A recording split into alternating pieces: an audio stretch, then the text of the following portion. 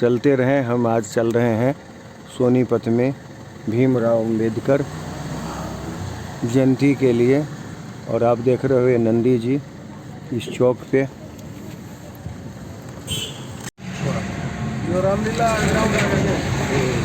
बाबा साहेब की रैली, बाबा साहब अंबेडकर जी की रैली है। इन्हें बाबा साहब अंबेडकर के नाम से जानते हैं।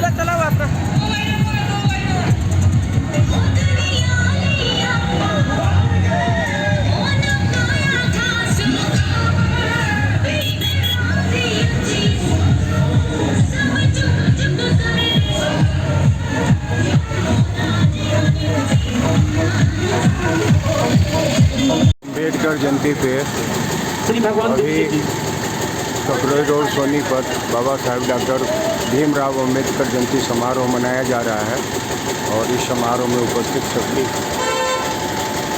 यदि आपको कार्यक्रम की प्रस्तुतियां सुननी हो देख करके आप उनका अभिनंदन करें, स्वागत करें, बहुत बहुत आभार व्यक्त करेंगे।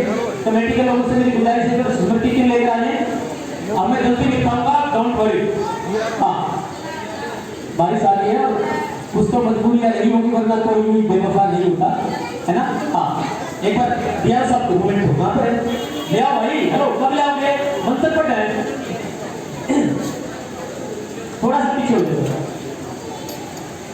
अध्यक्ष थोड़ा पीछे हो जाओ। अंबेडकर जयंती पे ले आओ भाई, सत्यवान दिया सब ग्राम का सब भेंट करने और अध्यक्ष जी साथ में रहे, स्मृति भेंट करते हुए कमेटी बाद में आ जाएगी, पहले ये निकाल दो। हाँ, थोड़ा पीछे हो जाओ, पीछे नहीं आके उनका सारा हुआ है, पीछे हो गए। एएमओ साहब हमारे साथ में डॉक्टर सतीश कुमार जी को भी स्मृति के भेंट करके सम्मान करें। ले आऊंगा पूरा बनवाया शारदा स्टेशन। आज अंबेडकर जयंती पे ककरोई रोड आम सभा हो रही है। इस सभा में काफ़ी नेता शिरकत किए हैं, और अभी नेता कुछ कह रहे हैं। इस अंबेडकर जयंती पे आप सबको शुभकामनाएं, हार्दिक शुभकामनाएं। भोजन के बाद लेंगे। सातवां से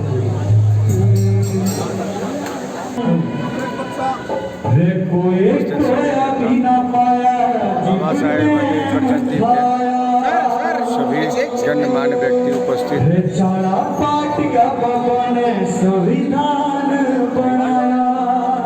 चलते हैं बाबा साहेब सारी छोड़ के बाबा साहेब अंबेडकर के पूजा करते हुए। अरे हम 2 मिनट नहीं ना निकलते, कमाल हो गया यार। ठीक है, मैं बाबा साहब का गीत सुना है।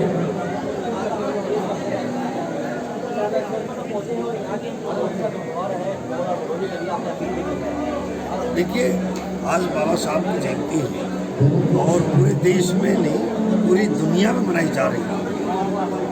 देश के एक एक कोने में, हर गांव, गरीब मोहल्ले, घर घर में बाबा साहब की जयंती मनाई जा रही है। और इस संस्था के प्रधान श्री सत्यवान भाटिया जी ने मुझे आमंत्रित किया था कि आप इस संस्था कार्यक्रम में आए, और इस कार्यक्रम में हमारे साथी आदरणीय मोहनलाल बड़ौली जी, जो भारतीय जनता पार्टी के लोकसभा के प्रत्याशी, उनको भी आमंत्रित किया गया है, वो भी आए थे।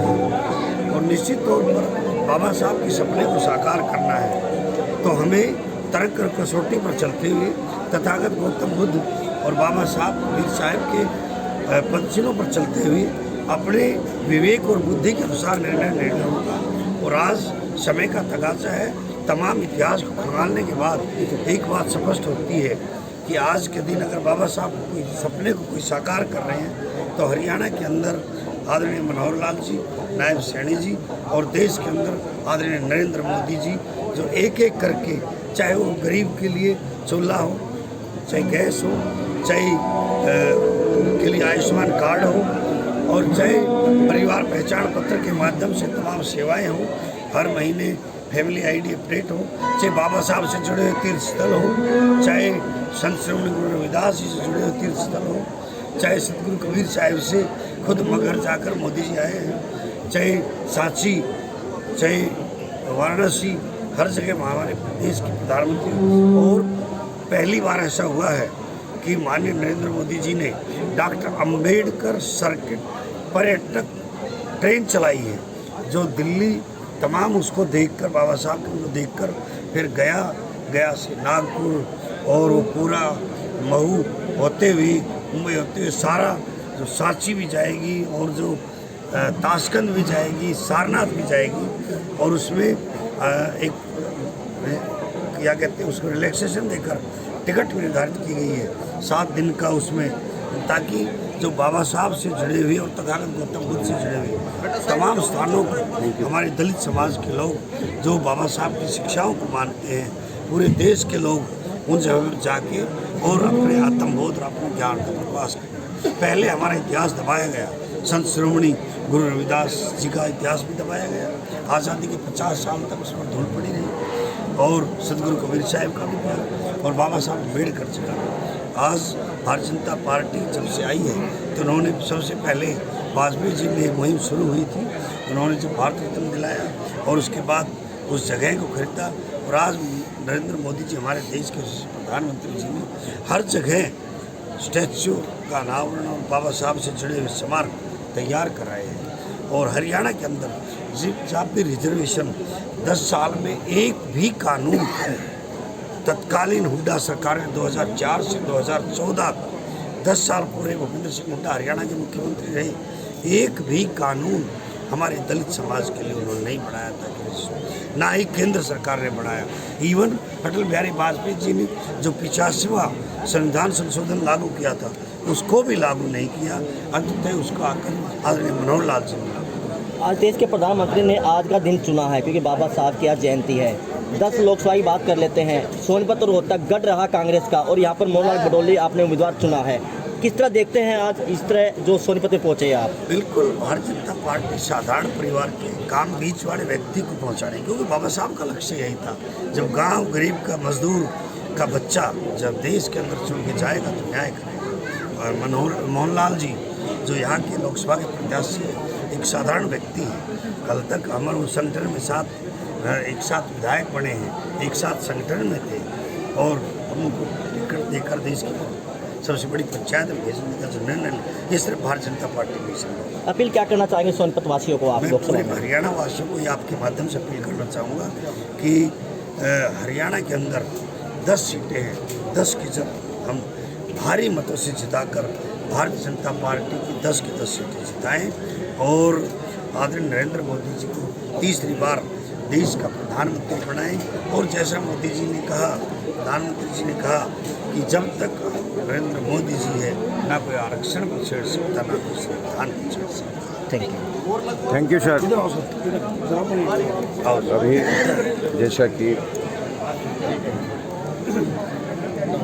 भी नेता आए सोनीपत के, चाहे वो राजीव जैन हो, चाहे मोहनलाल बडोली, और कौन आए थे, के माध्यम से जो बाबा साहब अम्बेडकर की जयंती मनाई गई है, इसमें सोनीपत के सभी लोग हम शामिल हैं। और यहाँ पर एक संकल्प के साथ कि जो बाबा साहब अम्बेडकर जी ने अपनी विचारधारा हमको दी, उस पर चलने का संकल्प लिया गया, ताकि इस देश में रहने वाला हर बच्चा अपनी पढ़ाई कर सके, इस देश में रहने वाला हर एक व्यक्ति अपनी ठीक सोच के साथ अपनी वोट का प्रयोग कर सके, ताकि सरकारें अपने मन से बनाएं और संविधान के मार्फत चलें।